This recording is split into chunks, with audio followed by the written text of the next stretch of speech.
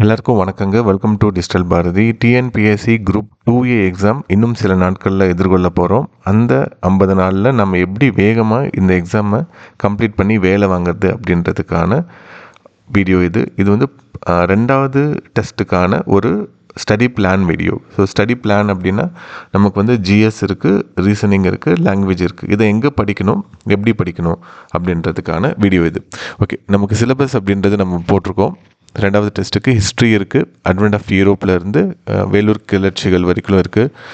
அதுக்கப்புறம் தமிழ்லையும் வந்து தொடர்பும் அறிதல், சரிங்களா, சான்றோர் என்ன, அதே மாதிரி அடைமொழியால் குறிக்கப்படும் நூல் என்ன அப்படின்ட்டு சினோனிம்ஸ் அப்படின்றது இங்கிலீஷில் இருக்குது. கிளாசிஃபிகேஷன் இருக்குது. கிளாசிஃபிகேஷன் ரீசனிங் நமக்கு புதுசு. ஸோ அதை பற்றி மட்டும் சின்ன ஓவர்வியூ. ஸோ அது வந்து ஒரு ஆட் வேர்டாக இருக்கலாம். இப்போ நம்ம ஏற்கனவே பார்த்தது வந்து அனலாகி நம்ம பார்த்துருந்தோம். அது ஒத்த தன்மை, இது வேறுபட்ட தன்மை. ஸோ ரெண்டுமே ஒரே மாதிரி சிமிலராக தான் இருக்கும். கொடுக்குற 4 உருவத்தில் எது வேறுபட்டது இருக்குது. இது வந்து வேர்பலும் இருக்கும், நான் வேர்பலும் இருக்கும். வேர்பல் அப்படின்றது நமக்கு வந்து ஆல்ஃபா நியூமரிக் அது மாதிரி வந்துடும், சரிங்களா. அதே மாதிரி நான் வேர்பல் அப்படின்றது பிக்சராக நமக்கு கொடுத்துருக்கிற வார்த்தையில் எந்த வார்த்தை மற்ற வார்த்தையிலேருந்து வித்தியாசமாக இருக்குது. அது வந்து ஒரு கேபிட்டலாக இருக்கலாம், ஒரு கேபிட்டல் சிட்டியாக இருக்கலாம், இல்லை ஒரு ஃப்ளவராக இருக்கலாம், இல்லை அது வந்து ஒரு ஃப்ரூட்டாக இருக்கலாம், இல்லைனா அது வந்து ஒரு ஓஷனாக இருக்கலாம். ஸோ இது மாதிரி சினோனிம்ஸாக இருக்கலாம், எது வேணால் இருக்கலாம். அதை வந்து நம்ம எப்படி கிளாஸிஃபை பண்ணுறது அப்படின்றதுக்கான பாட்டு தான் இது. ஓகே, ஸோ இதில் சில எக்ஸாம்பிள்ஸ் மட்டும் நான் போட்டிருக்கேன். சும்மா ரொம்ப ஈஸியாக தான் இருக்கும். ஆட் ஒன் அவுட் அப்படின்ட்டு கேட்டிருக்காங்க. எது வந்து இது ஆடாக இருக்குது. இப்போ ஆல்ஃபா பெட்டில் இது வருது, சரிங்களா. AEIM இருக்குது, இங்கே B இருக்குது, C இருக்குது, D இருக்குது, ABC தெரியுது, EF GH அப்படின்றது இருக்குது, IJKL இருக்குது, MNO, அடுத்து ஓக்கு அப்புறம் P வரணும், Q. அப்போ இதுதான் வந்து தப்பான ஒன்று, சரிங்களா. Choose the word which is different from the rest அப்படின்னு கொடுத்துருக்காங்க. கிவி, ஈகிள், ஈமு, ஆஸ்ட்ரிச் அப்படின்னு கொடுத்துருக்காங்க. இதில் எது வித்தியாசமாக இருக்குது? ஈகிள் தான் வித்தியாசமாக இருக்குது. இது மட்டும்தான் பறக்கக்கூடிய பறவை. அப்புறம் ஆட் ஒன் அவுட்டில் அடுத்தது வந்து பட்டகோனியா, கோபி, அட்டகாமா, கலஹாரி, இதெல்லாமே நமக்கு என்னன்னு ஃபஸ்ட்டு தெரியணும். இதெல்லாமே வந்து பாலைவனங்கள், டெசர்ட்டு. அதில் டெசர்ட்டில் கிளாஸிஃபிகேஷன் இருக்கும் இல்லைங்களா. ஹாட் டெசர்ட், கோல்ட் டெசர்ட் அப்படின்னு இருக்கும். இப்போ அண்டார்டிகா அப்படின்றது உலகத்தோடைய மிகப்பெரிய பாலைவனம், சஹாராவோட பெருசு. அது வந்து குளிர் பாலைவனம். ஸோ இது மாதிரி பாலைவனங்கள். இதில் வந்து எது ஹாட் டெசர்ட் அப்படின்னு பார்க்குறப்ப கலஹாரி அப்படின்றது இருக்கும். பட்டகோனியா எங்கே இருக்குது, கோபி எங்கே இருக்குது, அட்டகாமா எங்கே இருக்குது அப்படின்றதெல்லாம் பாருங்கள் நீங்கள். ஆட் ஒன் அவுட்டு ஜனவரி, ஃபெப்ரவரி, மார்ச், ஏப்ரல். ஸோ ஈஸியாக தான் கொடுப்பாங்க. ஃபஸ்ட் டைம் அப்படின்றதுனால ரீசனிங் ஈஸியாக இருக்கிறதுக்கு நிறைய வாய்ப்புகள் இருக்குது. ஆனால் பயிற்சி பண்ணல அப்படின்னா கஷ்டமாக நமக்கு இருக்கிறதுக்கும் வாய்ப்பு நிறையா இருக்குது. ஜனவரி, ஃபெப்ரவரி, மார்ச், ஏப்ரல் இதெல்லாம் 30 ஆர் ப்ளஸ் டேஸ். இதுதான் வந்து 20s வரக்கூடியது. ஒன்று ஃபெப்ரவரி தான், சரிங்களா. Choose the word which is the different from the rest அப்படின்னு கொடுத்துருக்காங்க. IMF, சார்க்கு, யூனிசெஃப், ஹூ. ஸோ இதில் இது உலகளாவிய நிறுவனங்கள். இது வந்து ரீஜனலாக இருக்கக்கூடிய ஒரு நிறுவனம் சார்க்கு, சரிங்களா. நம்மளுடைய சவுத் ஏஷியா, நம்மளுடைய சவுத் ஈஸ்ட் ஏசியா, அதாவது தென்கிழக்கு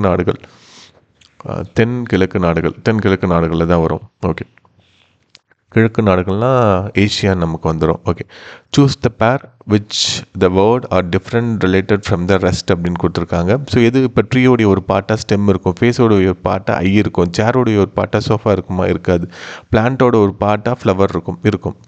ஸோ அப்போ இதுதான் தப்பாக இருக்குது. இது மாதிரி வந்து பிக்டோரலாகவும் கொடுக்கலாம். எது வந்து வித்தியாசமாக இருக்குது. இங்கே பாருங்கள், 5 இருக்குது, உள்ளே வந்து 4 இருக்குது, உள்ளே வந்து 3 இருக்குது. அது 3 பக்கங்கள் இருக்குது, 4 பக்கம் 5 பக்கம் இருக்குது. ஸோ அது மாதிரி இதை வச்சுட்டு நம்ம எலிமினேட் பண்ணி ஈஸியாக நம்ம போடலாம். நம்பர்ஸும் கொடுத்து ஏதாவது ஒரு லாஜிக் வச்சுருப்பாங்க, சரிங்களா. 11 × 3 என்ன இருக்குது, 11 × 4 80 வருதா இல்லையா, அது மாதிரி நம்ம வச்சுட்டும் போடலாம். ஸோ இதெல்லாம் ஒர்க் அவுட் பண்ணி பாருங்கள் நீங்கள். ஓகே, இது வந்து ரீசனிங்க்கு கிளாஸிஃபிகேஷன் ஒத்தத்தன்மை, அனலாகிக்கு அப்படியே ஆப்போசிட் தான். ரொம்ப ஈஸியாக நம்மளால் சால்வ் பண்ண முடியும். ஒத்தத்தன்மை நீங்கள் நல்லா பண்ணியிருந்தீங்கன்னா இதுவும் ஈஸி. ஓகே, அடுத்து ஜென்ரல் ஸ்டடீஸில் நம்ம ஐரோப்பியர்கள் வருகையிலிருந்து வேலூர் புரட்சி வரைக்கும், ஆரம்பகால கிளர்ச்சி வரைக்கும் நம்ம இதை எடுத்திருப்போம். வேலூர் புரட்சிங்கிறது நமக்கு வந்து அதுக்கு முன்னாடி தென்னிந்திய புரட்சி, அதுக்கு முன்னாடி புலித்தேவன், அதுக்கப்புறம் வீரபாண்டிய கட்டபொம்மன், இவங்க எல்லாத்தையும், வேலுநாச்சியார், இவங்க எல்லாத்தையுமே நம்ம நல்லா தெளிவாக படிச்சிருக்கணும். ஐரோப்பியர்கள் வருகை யார் ஃபஸ்ட்டு வந்தாங்க? போர்ச்சுகீஸ், டச் வந்தாங்க, டேனியர் வந்தாங்க, ஆங்கிலேயர்கள் வந்தாங்க, ஃப்ரெஞ்சு வந்தாங்க. அவங்களுடைய வருகை தமிழ்நாட்டில் எப்படி இருந்தது கொஞ்சம் வெளியவும் நம்ம பார்க்கணும். பக்சார் போர், பிளாசி போர் பார்க்கணும். அப்புறம் ஆங்கிலோ கர்நாடிக் வார், ஆங்கிலோ மைசூர் வார், ஆங்கிலோ மராத்தா வார் இதெல்லாம் கொஞ்சம் வெளியில் இருக்கும், சரிங்களா. ஸோ அதெல்லாம் நம்ம கண்டிப்பாக பார்த்துக்கணும். ஓகே. ஸோ இதில் ஸ்கூல் புக்கில் எங்கே இருக்கும் அப்படின்றத நம்ம ஏற்கனவே study material where to study in school book அப்படின்றதுல கொடுத்துருந்தோம். அதே தான் நம்ம இங்கே ரிப்பீட் பண்ணியிருக்கோம். இது பாருங்கள், இதை ஃபஸ்ட்டு படிங்க. படிச்சுட்டு அதுக்கப்புறம் தற்காலிக தமிழ்நாடு வரலாறு அதுக்கப்புறம் நம்ம பிடிஎஃப்பில் அனுப்பி விடுவோம் மெட்டீரியல் குரூப்பில். ஸோ அதையும் நீங்கள் பாருங்கள், உங்களுக்கு ஒரு கம்ப்ளீட்டாக வந்துடும். ஒரு 1 டேலேயே உட்காந்து ஹிஸ்ட்ரியை ஃபுல்லாக நம்ம படித்து முடிச்சிடலாம். இதே மாதிரி ஜென்ரல் இங்கிலீஷ் ஜென்ரல் தமிழுக்கும் நம்ம மெட்டீரியல் அனுப்பியிருக்கு, அதை பாருங்கள். அதுவும் உங்களுக்கு ஒரு கிளியரான ஐடியா அப்படின்றது கிடைக்கும். சரிங்களா? ஓகே. ஸோ இப்போ நம்ம என்ன மெட்டீரியல் அனுப்பியிருந்தோம் அப்படின்னு பார்த்தீங்கன்னா, ஸோ எல்லாத்துக்குமே அனுப்பியிருக்கோம். வெங்கடேசன் புக் அனுப்பியிருப்போம். சரிங்களா? அதே மாதிரி விடுதலை போராட்டத்தில் தமிழ்நாட்டின் பங்கு அப்படின்றது நமக்கு தமிழ்நாடு கவர்மெண்ட் போட்டது இருக்கும். இதில் வேலு நாச்சியார் இதை பற்றி டீட்டெயிலாக கொடுத்துருப்பாங்க. கொஷின்ஸ் இதுலேருந்தே எடுப்பாங்க. ரொம்ப முக்கியமாக இருக்கும், சூப்பராக இருக்கும். இது வந்து நம்மளுடைய தமிழ்நாடுடைய வரலாறுக்கு ரொம்ப நல்லாயிருக்கும். இதுலேருந்து கொஷின்ஸ் வந்து நிறைய கேட்கலாம். சரிங்களா? ஸோ இது எங்கே கிடைச்சாலும் டவுன்லோட் பண்ணி பாருங்கள்.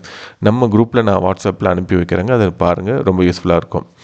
ஓகே. ஸோ இதுக்கப்புறம் வேறு என்ன இதில் இருக்குது அப்படின்னு பார்க்குறப்ப கிளாஸிஃபிகேஷன் நம்ம கொடுத்துருக்கோம்.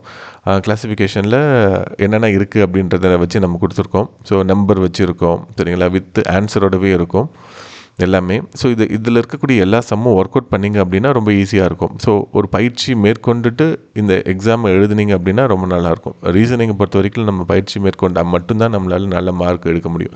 40 மார்க்குக்கு இப்போல்லாம் 30 அது மாதிரி தான் எடுக்கிறீங்க. இன்னும் கொஞ்சம் போக போக ஒரு 32, 33, ஒரு 37, 38க்கு கொண்டு வந்து நம்ம நிறுத்திட்டோம் அப்படின்னா கண்டிப்பாக நம்ம வந்து இந்த எக்ஸாமுக்கு தேவையை ஓரளவு நம்ம பூர்த்தி செஞ்சுருவோம், வேலையும் கிடைச்சிரும். ஓகேங்களா? Okay. So history material English மீடியமில் இருக்கும், ரொம்ப நல்லாயிருக்கும். ஸோ அட்வென்ட் ஆஃப் யூரோப் அப்படின்றது நமக்கு வெங்கடேசன் புக்கில் இருக்காது, அதனால் இதை நம்ம எடுத்து போட்டிருக்கு. ரொம்ப சூப்பரான மெட்டீரியல், யூபிஎஸ்சி ப்ரிப்பேர் பண்ணுறவங்க ரெடி பண்ண மெட்டீரியல், ரொம்ப நல்லாயிருக்கும். ஸோ இது பாருங்கள், ரொம்ப யூஸ்ஃபுல்லாக இருக்கும். அடுத்து வந்து அட்வென்ட் ஆஃப் யூரோப் வந்து வெங்கடேசன் புக்கில் இல்லை அப்படின்றதுனால இதை எடுத்து போட்டிருக்கு. சரிங்களா? வாஸ்கோ ட காமா எப்போ வந்தார், ஐரோப்பியர்கள் போர்ச்சுகீசியர்களுடைய குடியிருப்பு அப்படின்றதெல்லாம் எடுத்து டீட்டெயிலாக இருக்கும். ஸோ இதை படிச்சுட்டு இந்த எக்ஸாம் எழுதுங்க, கண்டிப்பாக யூஸ்ஃபுல்லாக இருக்கும். ஜென்ரல் இங்கிலீஷ்க்கு பார்த்தீங்க அப்படின்னா அதே மாதிரி சினோனிம்ஸ் வந்து ஸ்கூல் புக்கில் இருக்கக்கூடிய சினோனிம்ஸ் எல்லாத்தையுமே எடுத்து போட்டிருக்கு. 2 ஹவர்ஸ்லேயே படிச்சிடலாம். நீங்கள் ஏற்கனவே இந்த எக்ஸாம் பாஸ் பண்ணிகிட்ருக்கீங்க, அது ஜென்ரல் இங்கிலீஷும் ஜென்ரல் தமிழும் நீங்கள் பாஸ் பண்ணியிருக்கீங்க, 90 அது மாதிரிலாம் போட்டிருப்பீங்க. அப்படின்றக்கப்ப இது ரொம்ப ஈஸியாக இருக்கும். 1 மணி நேரத்தில் கூட படிக்கிறதுக்கு நிறைய வாய்ப்புகள் இருக்குங்க. ஓகே. ஸோ அதுக்கப்புறம் வந்து தமிழுக்கு இதே மாதிரி நம்ம கொடுத்துருக்கு. ஸோ டீட்டெயிலாக வந்து இந்த நூல் ஆசிரியர்கள் பற்றி யார் எதை எழுதுனாங்க அப்படின்றத கொடுத்துருக்கு.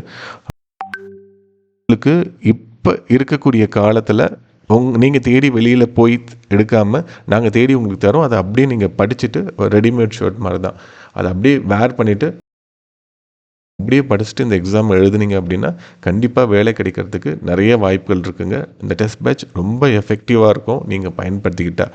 இல்லை 10ஓடு ஒரு 11வது மெட்டீரியலாக உங்கள் வாட்ஸ்அப்பில் இருக்குது அப்படின்னா ஸோ நோ யூஸ். அடுத்த தடவையும் நீங்கள் இந்த எக்ஸாமுக்காக ப்ரிலிமினரிக்காக திருப்பி படிக்கணும். ஸோ மெயின்கான வாய்ப்பு வந்திருக்கு, இதை விட்டுறாதீங்க. கண்டிப்பாக இதை வேலையாக கன்வெர்ட் பண்ணுங்கள். நன்றிங்க.